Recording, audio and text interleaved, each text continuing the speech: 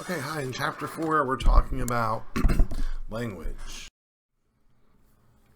So the first slide talks about the nature of language, and the first thing we have to understand about the nature of language is that language is symbolic. All this means is that our symbols are just arbitrary constructions of thoughts.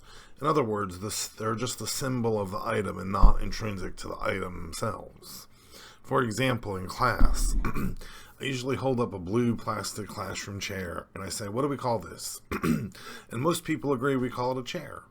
So then I say, okay, but imagine working a 12-hour shift and you're really tired and you can't wait to go home, and you say to your coworker, oh, I just want to go home and sit back and watch TV in my chair.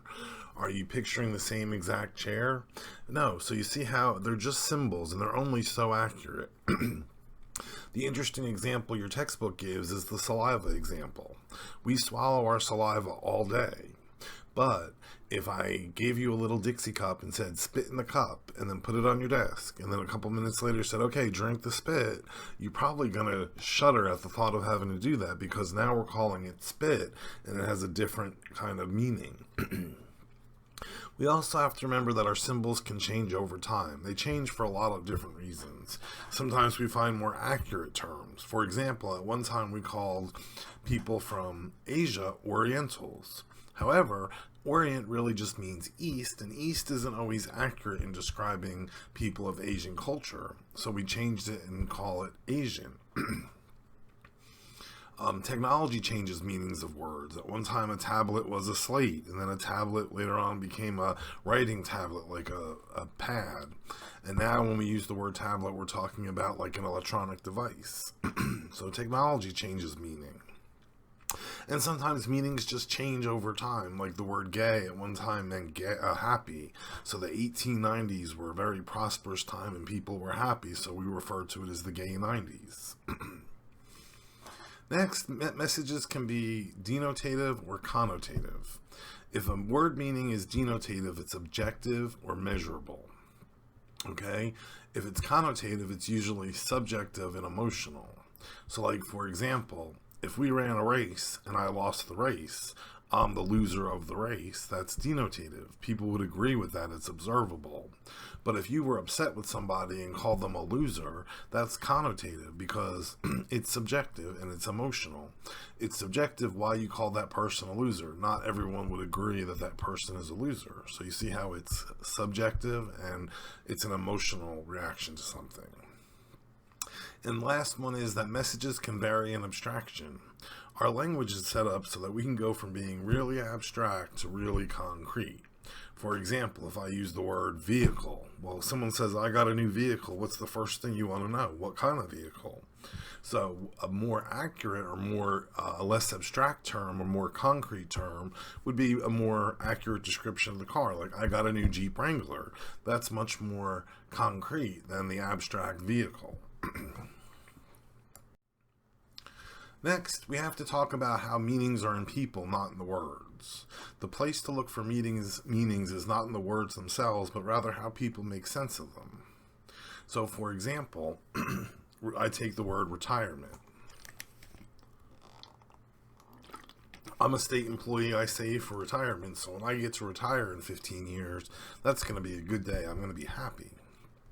But somebody else who maybe didn't save for retirement or doesn't have a retirement plan and is being kind of forced out of their job into retirement, the same meaning, retirement, would have a totally different meaning to that person. Just like the textbook example, you're not going to need the materials you wanted from home. Well, the nurse says this to a patient. The nurse means you're going to be discharged, you're going home. But the patient heard you're not going to need the materials you wanted from home, as in you're going to die, you won't need them.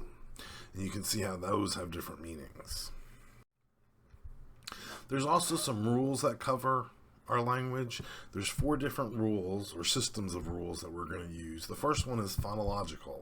Phonological rules talk about how sounds are combined to create words. Maybe in kindergarten or first grade you may have had phonics lessons in how to pronounce certain words.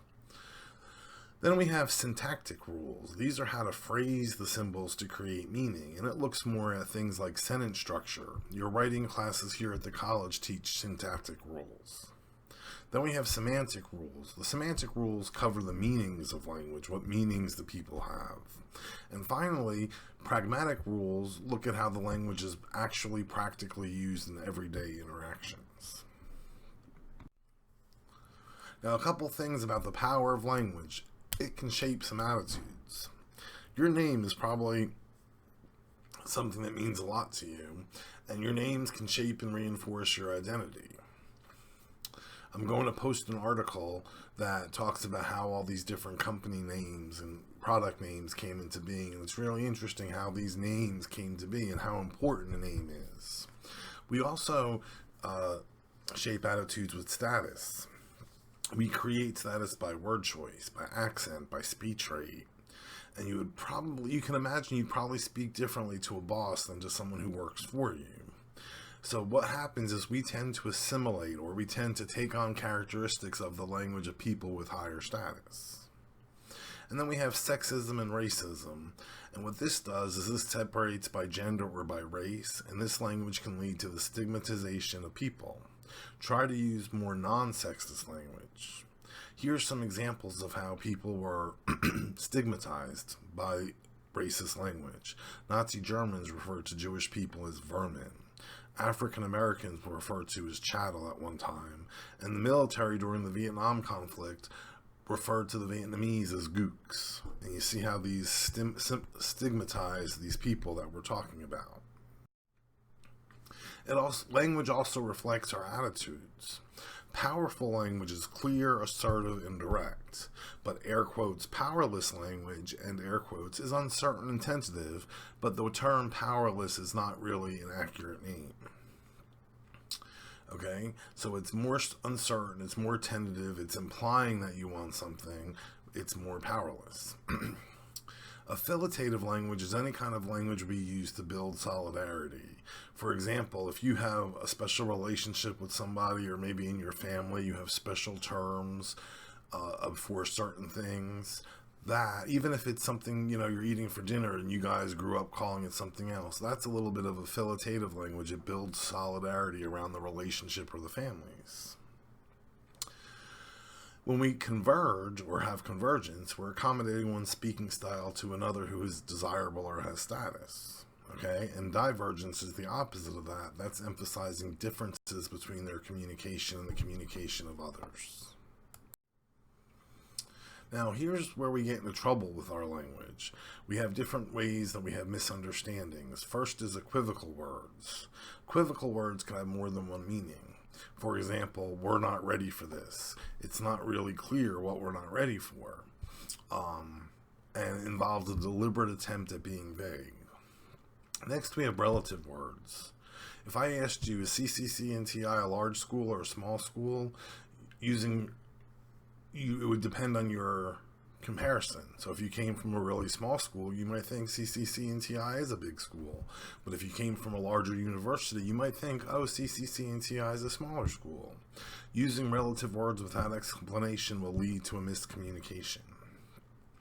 Slang and jargon are the specialized language used by groups or co-cultures, and these will differ by each community that uses the language. And euphemisms, we've all heard of these. These are pleasant alternatives for bolder talk, but they can cause confusion. So, like, for example, I remember when someone referred to themselves as a domestic engineer when she was really a housekeeper. So sometimes when we use these euphemisms to have more pleasant alternatives, we create a little bit of confusion. An equivocation is a vague statement that can be interpreted in more than one way. So our last slide looks at gender and language, and this is kind of interesting. Remember, the two sexes actually aren't opposites, but we communicate differently.